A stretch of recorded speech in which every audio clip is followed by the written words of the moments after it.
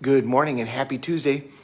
So, my buddy Mark Jacobs posted a video that was an amalgamation of interviews and kind of statements by Steve Jobs.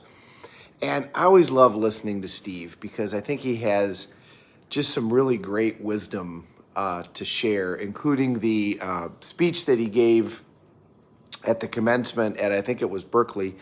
I have a section of that speech on my wall in my office. And, a couple of things that happened. Number one, he talks about how he was in his 40s before he realized that life really gave you, what you asked of it. And more so, life only gave you what you demanded.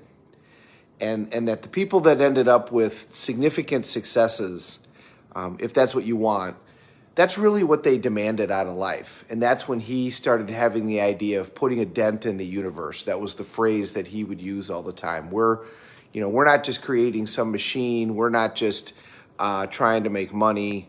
We're a company that's going to put a dent in the universe. And that was the goal that he was striving for. And he goes, I wish I would have realized earlier in life that life was going to give me whatever I demanded of it.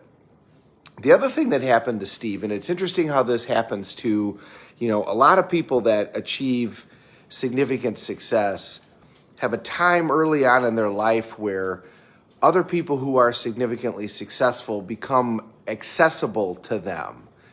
And I think it creates a paradigm shift for them where they see that it isn't so foreign and unattainable. So for Steve, he met the guy who owned and ran Hewlett Packard, and he met him simply by calling him. Hewlett Packard was in his area where he grew up, and the guy's phone number was in the phone, and when Steve was 12 years old, he literally picked up the phone and called him and asked him for help. He asked him if he could borrow some parts in order to make this thing. And the guy agreed and met with Steve, and Steve says that showed him that if you ask, you have to ask people, but if you do ask people, people will help you. I think the other thing it does is it creates an accessibility. Tony Robbins got to interview Howard Cosell when he was in like 7th or 8th grade. That he was doing a game, and Tony went up to him and said, "Hey, can I interview you?" And Howard said, "Sure." Howard Stern's dad ran a studio where people did voiceover work, and he got a chance to meet some of the great DJs of that time. And that's when Howard set his goal that he wanted to be the number one DJ in New York, and that was his goal. John Bon Jovi's dad ran a recording studio, and when John was a kid, he got to meet the Rolling Stones and the Eagles and all of these bands, and he would sit there and work on music, and the band members would even encourage him. He remembers a specific time when Mick Jagger was like, "Hey kid, you're doing great, you're going to write those songs." Well, that created this paradigm shift for them, that these people who had this incredible success were actually accessible. They were real. They weren't this foreign kind of mystic thing. And I think that creates a paradigm shift for people where they're like, okay, well, it isn't that outrageous. That's the whole idea of proximity. Proximity equals power. The people that you come into proximity with is who you're going to become, the people that you spend the most time with. So, two paradigm shifts that come out of Steve's ideas. Number one, life gives you whatever you demand of it. And number two, that, if you ask people for help, they're going to give it to you. And along those same lines, ask the people who are incredibly successful.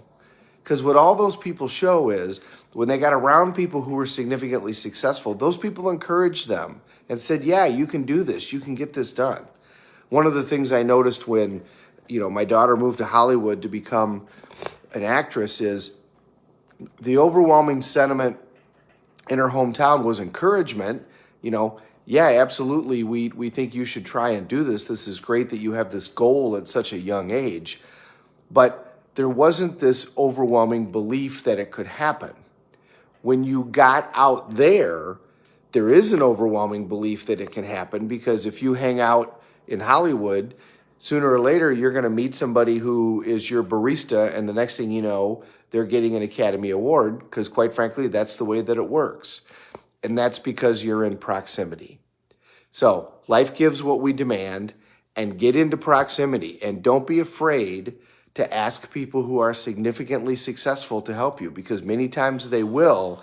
And my belief is that creates a paradigm shift that then you go, okay, this significant success isn't so foreign. It's actually attainable.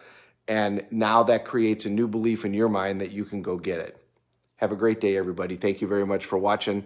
We're all in this together. Let's take care of each other.